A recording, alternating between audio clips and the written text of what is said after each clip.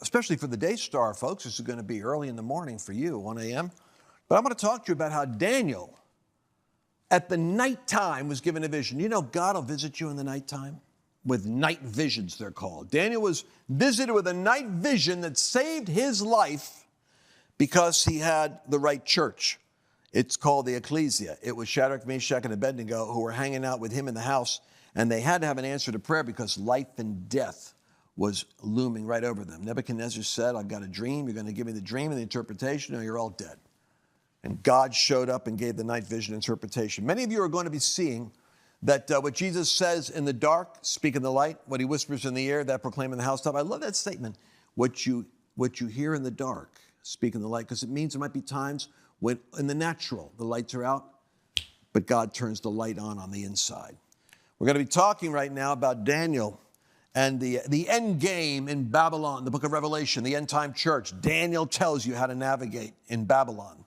And it's really a combination of end time, the end game, and Seven Mountains, the rise and fall of nations. These two products, 2 DVDs, 4 CDs, I'm compressing into like a half an hour right now. And I want to give them to you for your gift of any amount. I want to make them available. You can go to lancewallnau.com/shaking. lancewallnau.com/shaking. Or you can call 800-910-6349. That's also a great prayer number. But you can go ahead and order the Shaking series, because I want you to be able to have this 4 hours or so of intense content on how the spirit of excellence, the spirit of favor, the supernatural, yatir of God, is what it's called in Hebrew, will be on you in the last days. You don't want to miss this message.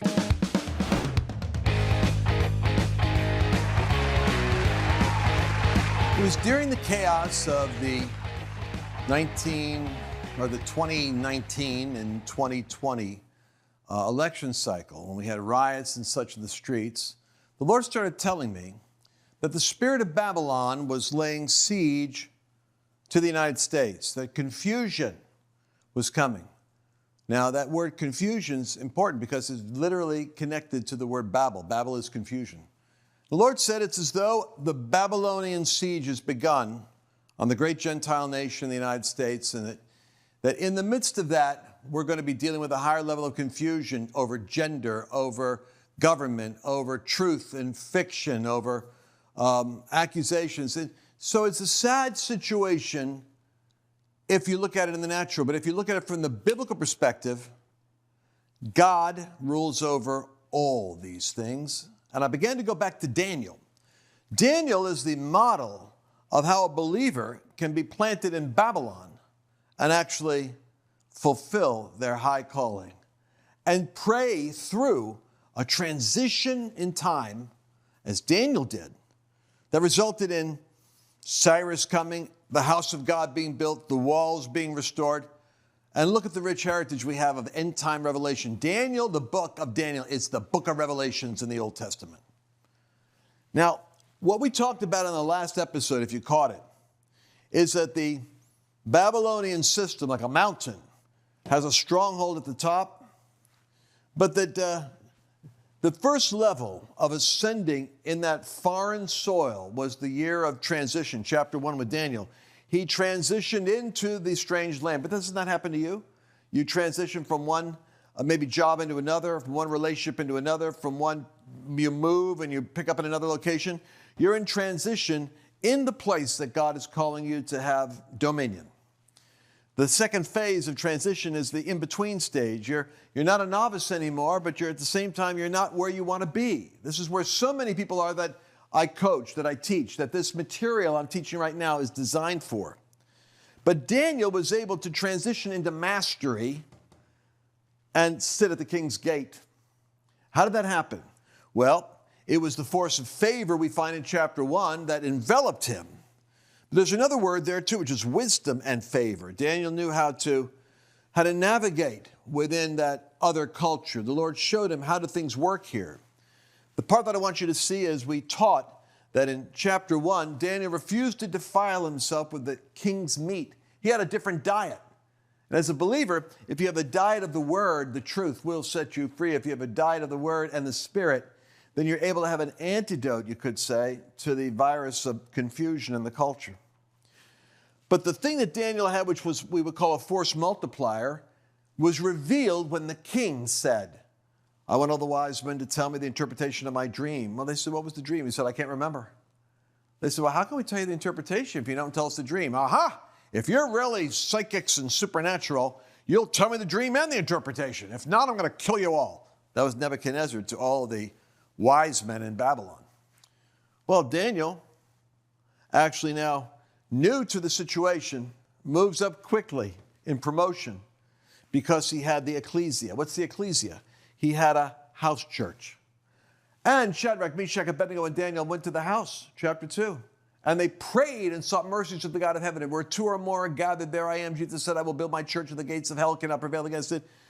I'm telling you something. The great multiplier that we've never seen before is the prayer meeting with those that God drew together within the house, the family, the friendship, the relationship they had. And in that house, there was a force multiplying power where Daniel was able to go into the heavens and see the vision, the dream.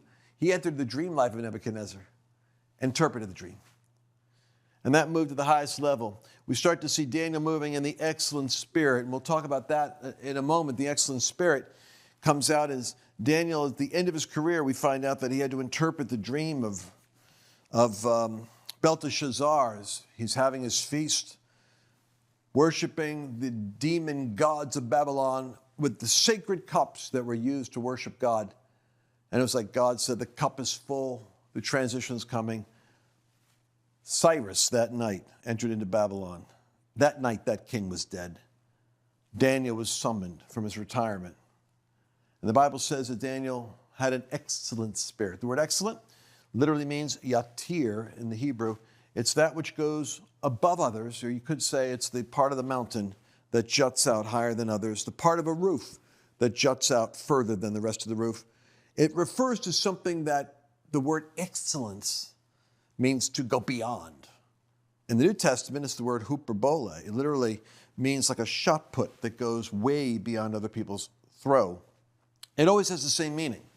If this is the top, it goes up higher. It's rare that people actually go yatir like that, but Daniel did. So we find out that the excellent spirit, the power of the ecclesia, and a personal walk in the integrity of the word undefiled. That's the threefold cord that enabled Daniel and his companions to navigate from transition into in between into mastery in Babylon. And that's the tests that they had, the various tests. Each level had a test. After each test came a promotion. The lion's den was the test in the middle phase. The test of the defiled food was the test here. The ultimate reality is that the three others were tested by, do you remember Nebuchadnezzar created this image, 60 cubits high, 6 cubits wide. It's a symbol of the beast, and everyone had to bow down and worship it at the sound of a certain, call to prayer. But Shadrach, Meshach, and Abednego refused to do it. Now, Daniel was not there. Do you know what Chuck Missler taught about this? It's so interesting.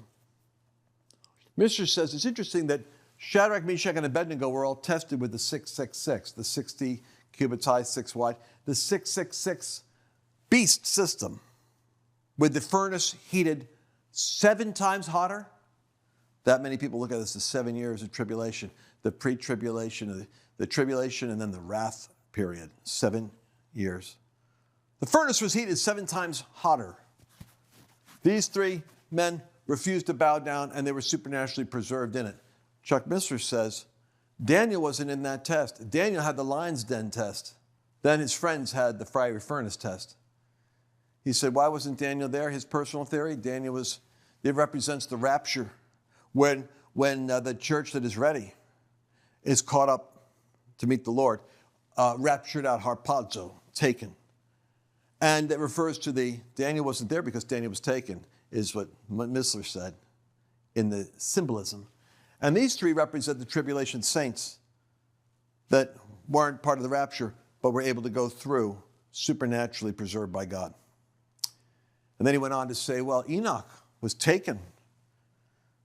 And then right after him, Noah went through the flood. So you have the saints that go through and you have the saints that escape. I don't want to get involved with a theological debate about why didn't everybody go, or is that true? I'm just saying that that was what Chuck Missler said. But I think it's interesting that as I move on to going back over this subject of Daniel, that you see how there's a way, even in Babylon, that God gets you into his plan and puts you where he wants to put you. And from that place, Daniel exercised the intercessory role that worked with archangels to shift the landscape and the timing and to fulfill the prophecies that were given by Jeremiah so that Israel could be delivered and go back to its land. Let's go to the book of Daniel and take a look at this powerful concept.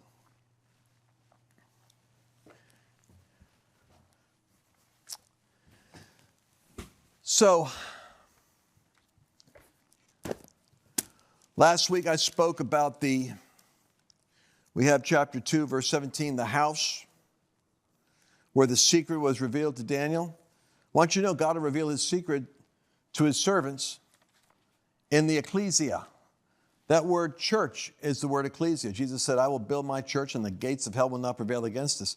You want to have an ecclesia or an ecclesia that you meet with, that you pray with, that you can agree with, that is part of your ascending.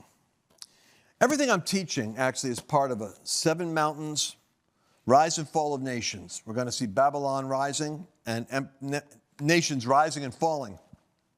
But there'll be nations that actually don't fall easily into the grip of the Spirit.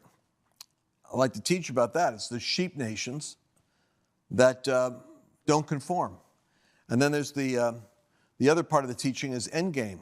There's a time for peace and a time for war, and we're heading to the time where wars are going to be taking place.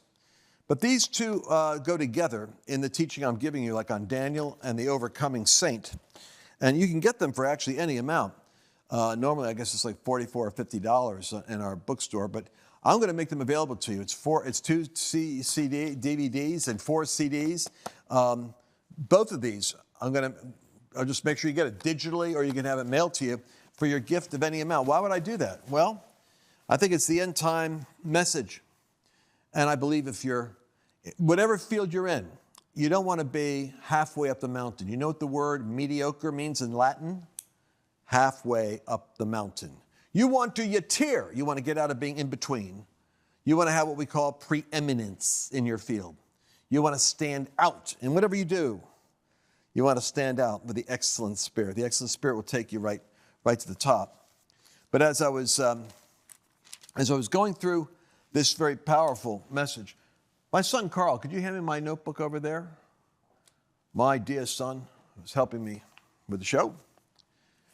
We have a note here, which is chapter 2.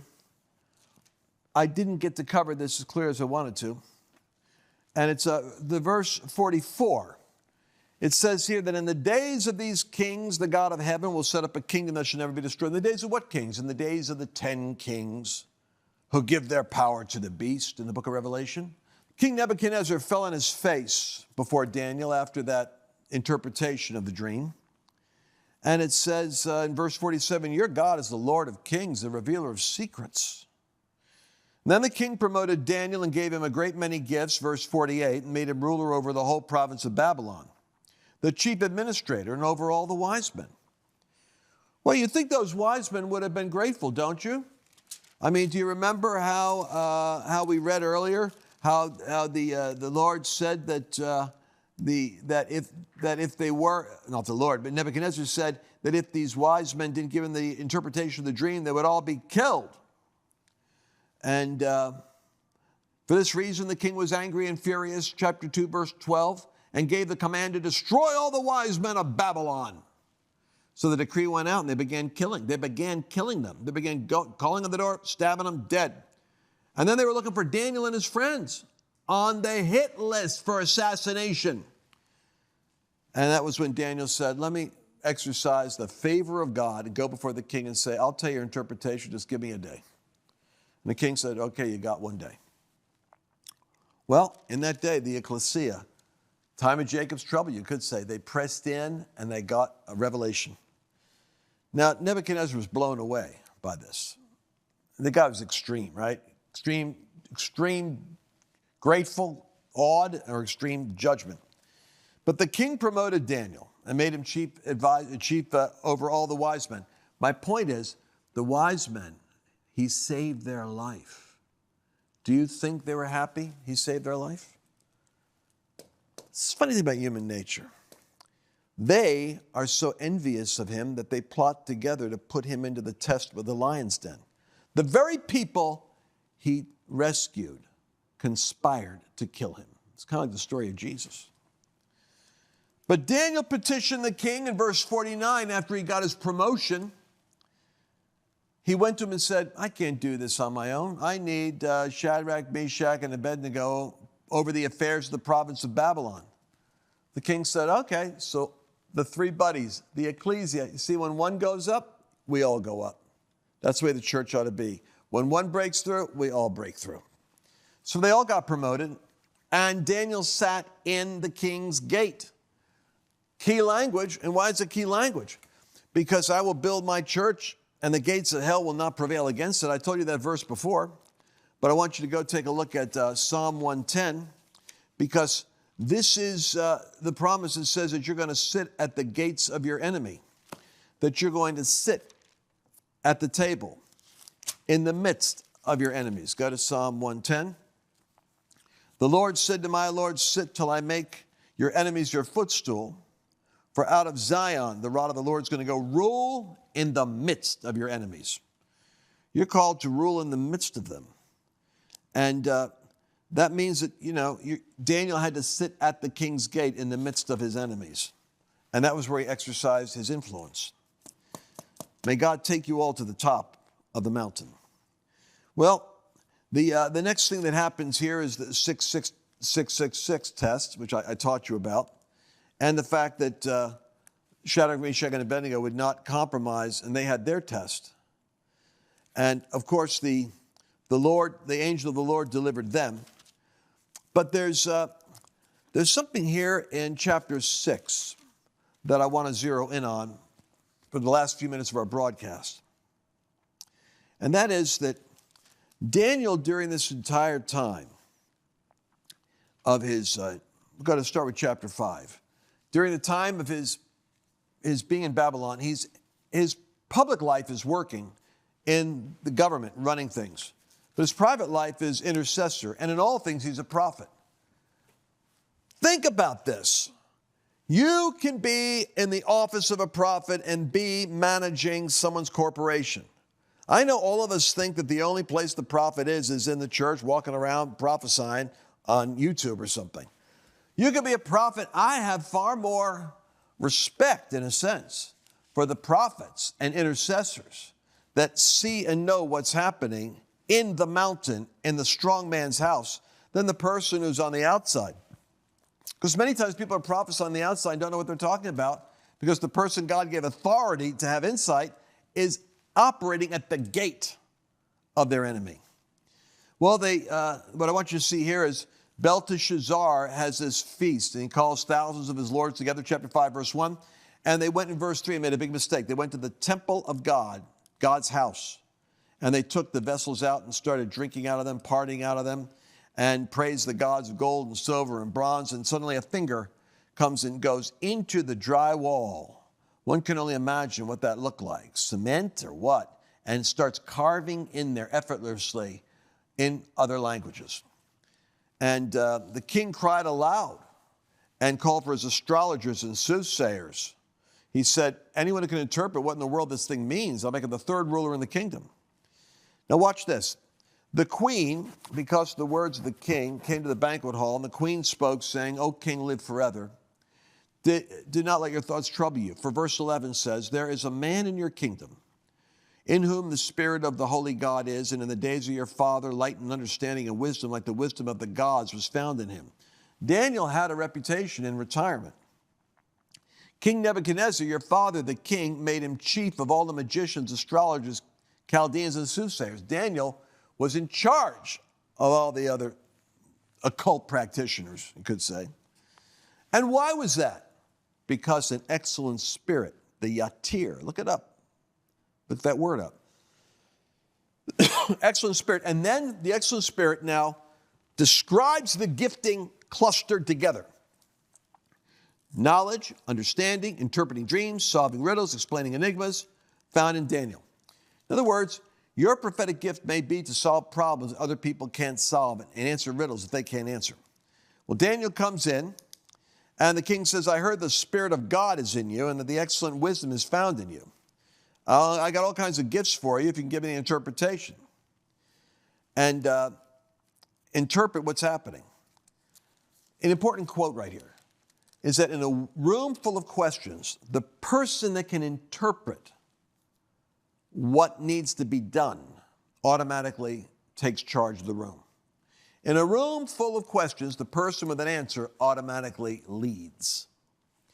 Daniel says, let your gifts be to yourself and your rewards to others. I think Daniel knew this man, he sees the vessels, he's grieved over the vessels are symbolic of the gifts that God had in his house that now are in Babylon being used by devils. And I think he could tell, this is up, your time's up. I think he knew that the transition was about to happen. And so he says, keep your gifts. The Most High God gave your father Nebuchadnezzar a kingdom, gave him all this power. But when his heart was lifted up, his spirit was hardened in pride. He was deposed, his kingly throne, his glory taken from him. Now God chooses who he gives the kingdom to. He appoints who he wants. That's a tough call. That's a tough question right there, man. But God rules in the affairs of men. He's saying, so I believe God put your dad in office, and God also dealt with your dad. But you, his son, you saw, like the father went for 7 years, in a closed-off garden, lost his mind.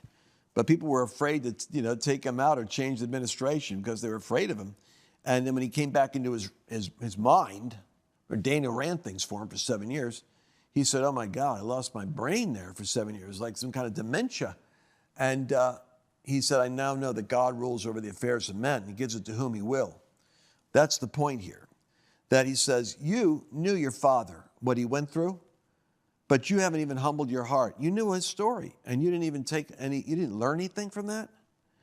You've lifted yourself up against the Lord of heaven, and now you hear it, what I told you a moment ago about Daniel's offense over what he did with the sacred vessels. You brought the vessels of the house of God before you, and your wives and your hooker girlfriends, your concubines, and you're getting drunk, drinking wine. You praised your deities of silver and gold and bronze and iron and wood and stone. They don't see, they don't hear, they don't know, but the Almighty God who holds your breath in his hands and who owns all your ways, you have not glorified him. That was when the finger of God's hand came down and wrote on the wall, and this is the inscription, Mene, Mene, Tekel, Epartizon. And this is the interpretation. I'll tell you what, one time I was praying and the Lord said, Daniel moved as an end-time prophet. Babylon, there is the Babylon of the end times. And I'm going to have saints even in Caesar's household. And I'm thinking, Lord, this is wild. I said, but Daniel wasn't an end-time prophet. They didn't have the gifts of the Spirit back then. Well, I just showed you where they had the ecclesia, the house right there in the mountain of government, Babylon. You need to have an ecclesia in whatever mountain you're called to. You got a public church, you got a private one too. You got the praying group that's with you, the companions. But what I'm saying is, this is so important you get. Daniel interpreted tongues. The Lord said to me, don't you see tongues in interpretation? I goes, Daniel didn't interpret tongues, and then I looked. This is called the interpretation of tongues. I know this is going to sound wild Pentecostal teaching. If you want to go to the top of your mountain, you should be filled with the Holy Spirit, filled with the Word of God, and pray that you might interpret tongues. As you pray that you might interpret. Paul said when you pray in tongues, pray that you might interpret. You'll be shocked at how God will give you revelation in tongues and then an interpretation by your praying out the wisdom of the tongues that you just prayed. I could go into that later. You're asking God, oh God, I don't know what to do in this situation. You spread it out before him, you pray in the Spirit, and then you start to pray with the understanding, and you're praying out what your Spirit authorized. Somebody got that. I know that.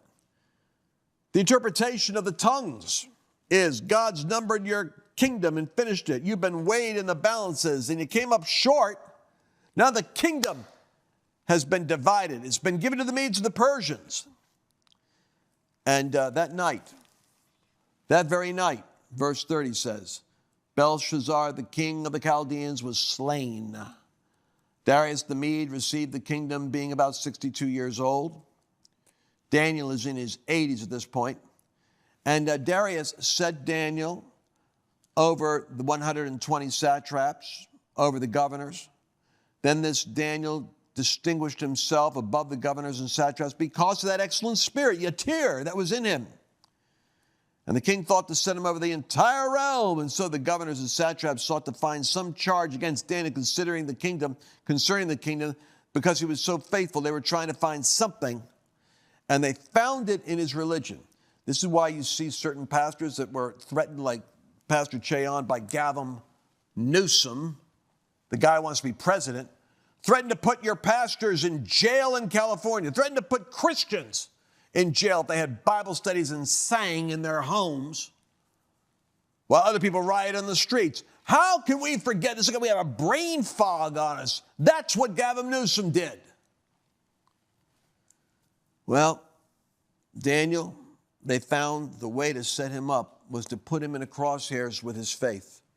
See, this is what they'll do. They'll say, church, you can preach whatever you want, but if you preach this, this, or this, you're in danger of hate speech. You'll be taken off the air. You'll be taken deplatformed. You'll be fined. You can be imprisoned. I'm telling you, they find the ultimate Antichrist setup is to get you in the area of your conscience and force you to sin. And when you refuse to sin, you're not submitting to the law. That's where Babylon wants to go. But God sent his angel in verse 22 and delivered Daniel. God sent his angel and then gave a prophecy to peoples and nations that God is going to be glorified in the nations. This is all end times teaching from the book of Revelation. I want you to remember, I told you where you got to go to get this. Call 800-910-6349. Order The Seven Mountains, Rise and Fall of Nations, and Endgame for your gift of any amount.